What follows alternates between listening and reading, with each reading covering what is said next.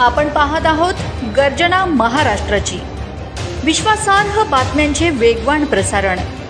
गर्जना महाराष्ट्राची। शहरात तरुणाईकडून दहशत माजविण्याची कारणामे सातत्याने होत आहेत। गंभीर बाब म्हणजे महाविद्यालय परिसरात मवाली टार्गेटांचा वावर प्रचंड वाढला आहे। या संदर्भात नागरिकांमधून तक्रारींचा सूर आहे। गेल्या महिन्याचा दिनांक 23 जून रोजी देवपुरातील जय हिंद चौक परिसरात एका टोळीने तरुणाला बेदम मारहाण केली होती। तसेच पिस्तूल काढून त्यांनी दहशत माजवली होती।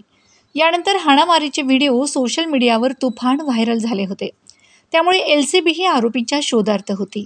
अखेरीस या प्रकरणी दोघांच्या मुसक्या आवळण्यात एलसीबीला यश आले आहे। आरोपींकडून गावठी पिस्तूल व जिवंत काडतुसे मिळाले आहेत।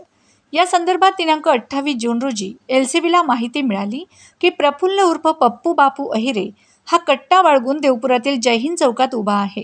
त्यानुसार पोलिसांनी सापळा रचून त्या शिताफीने पकडले। त्यावेळी त्याच्याकडे 40,000 रुपये किमतीचे गावठी पिस्तूल व 2,000 रुपयांचे 2 जिवंत काडतुसे मिळालीत।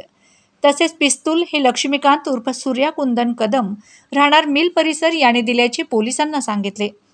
तसेच जुन्या वादातून यश जाधव याला लक्ष्मीकांत कदम याचेसह गौरव लक्ष्मण घुले, राजेश धरणीधर साणे, भैया पवार यांच्या मदतीने मारहाण केल्याची कबुली दिली आहे।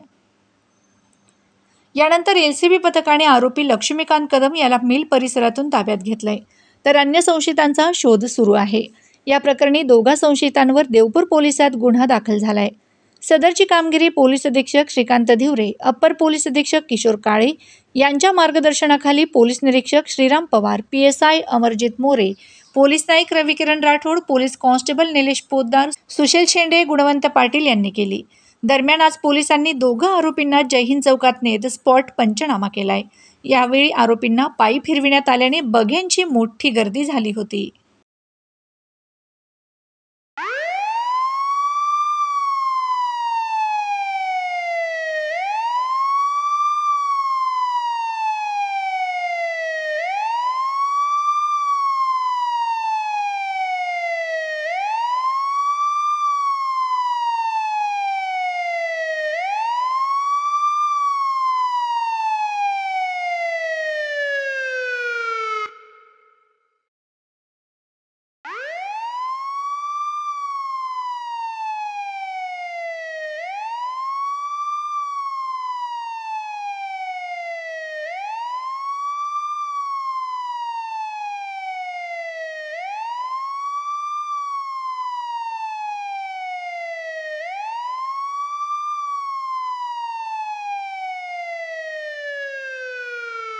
सूचना नक्की कळवा।